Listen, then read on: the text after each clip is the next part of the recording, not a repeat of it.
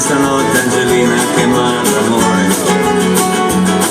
Ma tranquilla che siamo presi peggio di te.